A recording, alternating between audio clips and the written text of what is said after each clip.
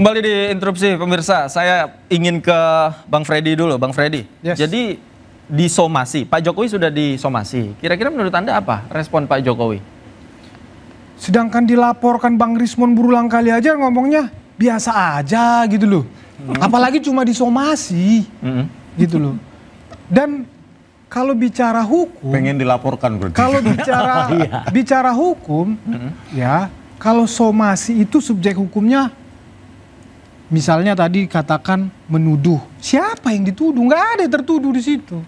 Orangnya nggak ada. Itu namanya statement politik. Sama dengan menyebut ada oligarki politik di belakang. Ya, misalnya ini lagi rame One Piece. Ya. Ada sosok yang bermain di belakang ini.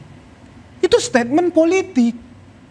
Begitu, karena memang Pak Jokowi diserang oleh narasi-narasi politik yang mendiskreditkan. Maka Pak Jokowi juga harus balas dengan narasi politik. Sekarang publik yang melihat, menilai. Begitu. Tujuan narasi politik Pak Jokowi itu ada orang besar di balik ini, ada agenda politik, tentu menyampaikan pesan kepada seseorang. Iya. Jelas itu, jelas. Siapa itu? Nah itu cuma Pak Jokowi yang tahu. Gitu loh. Tanya aja Pak Jokowi. Ya ini sudah datang ke Solo, Pak siapa itu? Tetapi kalau bicara politik itu tidak ya hitam putih. Gitu loh. Bisa memang ya memang abu-abu di ruang kosong, di ruang apa? Macam lah kalau politik ini. Termasuk gitu orang besar tadi gitu ya. Termasuk orang besar itu. Definisi orang besar akhirnya kemana-mana nih. Definisi yang pasti agenda politik. Jelas agenda politik. Baik. Agenda, iya inilah. Ada orang besar di belakang Anda katanya. Oh sama sekali nggak ada. Jadi ini benar-benar ngaco ya gitu. Saya tadi makanya bilang kalau sudah pernah jadi petinggi negara itu harusnya tutur katanya itu diatur. Jangan celometan kayak gini. Ini kan celometan kan. Bekas presiden kok celometan. Ya ngomong gini terus katanya kemarin ya kalau nggak gini nanti nggak diuntungkan ya gitu. Waduh gimana sih ini? Jadi memang kesengajaan memperpanjang ini adalah memang dia gitu. Nah jadi ya memang Mas Roy salah tangkap nih. Enggak salah tangkap atau itu jelas. Sengaja disalah-salahkan. Justru itu. Saya klarifikasi karena dulu. Ada orang sebentar Mas, saya selesaikan. Karena dia kemudian memancing orang-orang itu berpendapat, itulah yang namanya tidak negarawan.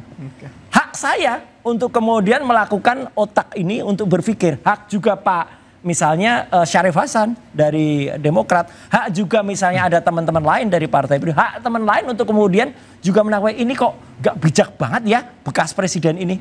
Kok malah ngomong sana sini. Udahlah konsentrasi aja lah sama penyakitnya gitu. Misalnya kan kayak gitu kan bagus gitu ada yang pendapatnya. Jadi menurut saya memang ya ini gak bijak ya. Kekanak-kanakan, childish ya. Dan bahkan justru memecah belah bangsa ini. Ya, itu contoh lah Pak Prabowo itu ya, ada Sumatera dan Aceh mau dilakukan apa, ada yang mau mengusik di sana, langsung pulaunya kembalikan. Gitu contohnya kayak gitulah. Ada kira-kira nanti mau nggak kasih abolisi dan amnesti. Tapi kalau ada seseorang yang jelas-jelas sudah menghina dan dihukum 1,5 tahun, tapi ternyata dia melarikan diri, ya, terus ngomong di mana-mana, oh saya sudah menjalani hukuman, bohong. Pak JK sendiri mengatakan orang itu nggak pernah datang, nggak pernah minta, putrinya mengatakan dia buron, si plester mati hina. Saya ke Bang Ade. Bang Ade, orang besar ini kan awalnya dari Anda ini. Siapa? Bukan saya, kalau saya baju biru. Baju biru. Baju biru. Orang yang berbaju biru itu bisa saja siapa saja, tetapi bukan partai tertentu. Itu perlu saya tekankan di situ ya. Karena memang kalau saya lihat ini orkestrasinya luar biasa sekali. Artinya nggak selesai-selesai. Kami pun sebagai orang yang ikut menjadi saksi pelapor ini jenuh melihat persoalan ini sebenarnya.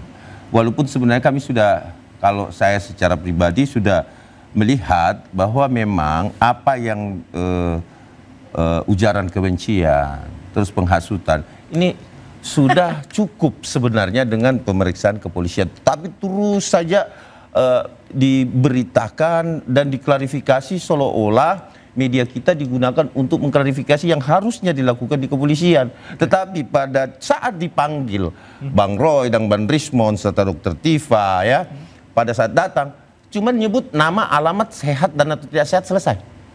Pulang lagi yang harusnya tidak, maksudnya gini Mas, saya selesaikan dulu tuh kan. Iya. Maksud saya kita konsentrasi kalau memang mau mengklarifikasi kan ada tempatnya tuh pada saat pemeriksaan. Iya kan? Nah itu dulu. Nah terus saya mau jelaskan, tambahkan sedikit nih terkait tentang tadi transkrip. Ini kan pendapat Mas Roy dan Bang Rismon, bukan otoritas resmi UGM. Kalau publik ini kan melihat siapa sih yang memiliki otoritas menyatakan bahwa ini sah atau tidak sah, ini asli atau tidak asli, kacau. Ini terdaftar atau bukan kacau. Iyalah. Artinya UGM lah yang memiliki otoritas itu. Itu yang pertama. Ya. Yang kedua terkait barang palsu yang dikatakan tidak berijazah. Jadi gini, kalau terkait palsu itu, setahu saya di bidang hukum itu ya satu barang nih yang dikatakan palsu itu dari tidak ada menjadi ada, ya palsu. Dari tidak ada diadakan, itu palsu. Meloncat-loncat. Ini hukum. Nah kemudian dari yang ada ya kemudian ada yang diciptakan seperti serupa tetapi palsu. Nah pertanyaan kita sekarang, ini masuk gak kategori palsu ini yang masuk? Di mana? Di mana? Bang Rismon jawab di mana? Jawab. Transkrip nilai Joko Widodo itu bukan transkrip nilai resmi dari UGM. Makanya saya challenge UGM. Coba jawab. Bicara ijazah. Saya dulu. Iya, saya bicara ijazah. Tampilkan aja. Tampilkan aja. Gitu loh. Iya, tampilkan aja. Diam dulu baru bisa saya jawab. Ya kau saya jelaskan sama abang. Oke, transkrip nilai yang ditunjukkan di Tipidum itu tidak ada otoritas yang menandatanganinya. Itu UGM, nggak ada. Tidak ada stempel, tidak ada tanda tangan siapapun. Itu apa itu toilet paper? Pertanyaan saya, apa diakui dengan UGM? Transkrip nilai bodong, lembar pengesahan itu kan penguji skripsi, nggak ada, bodong, tidak pernah diuji. Bukan menurut UGM. Maka ijazahnya nggak ada. Apalagi Anda bukan orang UGM sama sekali. Kan tidak apalagi Anda bukan orang UGM. Tadi saya jawab tidak mewakili UGM. Iya. UGM sudah mengatakan asli. Lulusan UGM dan sudah menyampaikan di situs resmi UGM. Mana? Nggak ada UGM yang menampilkan, nggak ada logonya UGM, nggak klik aja sudah keluar kok. Oke, gini biar kita nggak kemana-mana, biar nggak gitu. Saya jadi nggak bisa mengungkapkan pendapat saya. Ya, pemirsa juga jadi bingung. Silakan. Bang Ade, pemirsa juga jadi bingung. Bang Rismon saya beri kesempatan. Kita tahan. Nanti saya kasih kesempatan lagi. Ya, jadi begitu ya. Transkrip nilai yang tidak ada otoritasnya, maka dia tidak akan menghasilkan ijazah. Artinya ijazahnya nggak pernah ada, diada-adakan, palsu.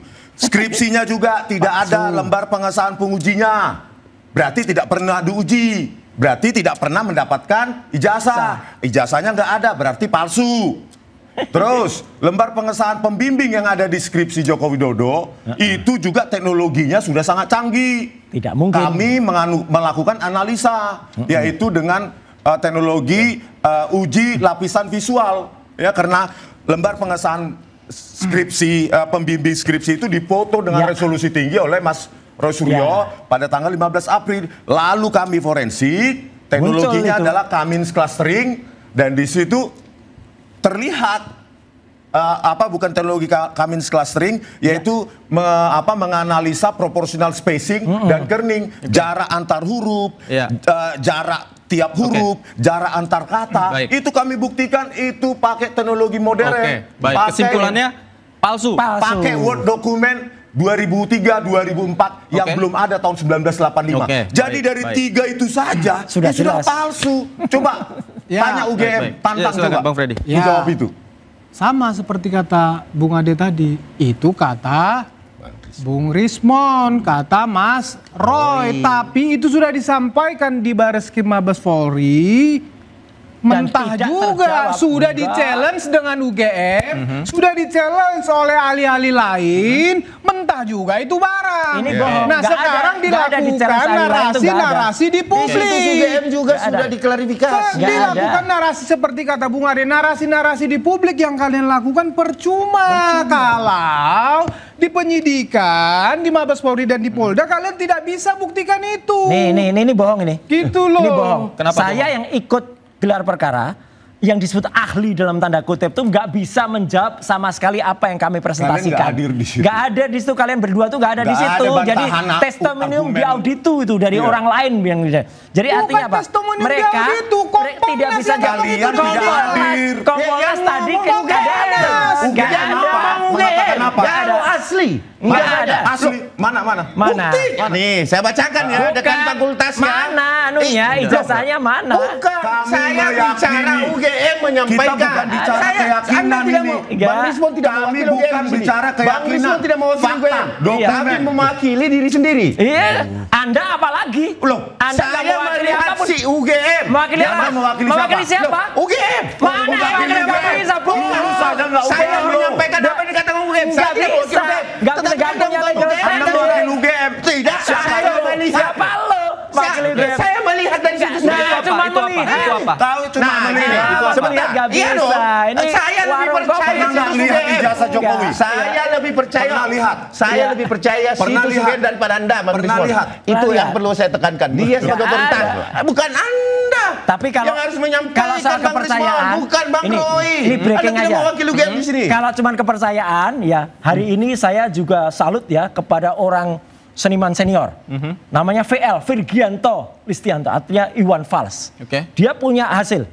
Jadi dia menyebutkan bahwa ketika dia tanya masyarakat, ijazah Jokowi itu asli atau palsu? Katanya 72%. Ya, katanya akademisi. Dan kami tidak mengerti tentang sampel sampai mengatakan terima kasih dan bahkan ya Bang Iwan Fals dengar dulu. Tapi Iwan Fals itu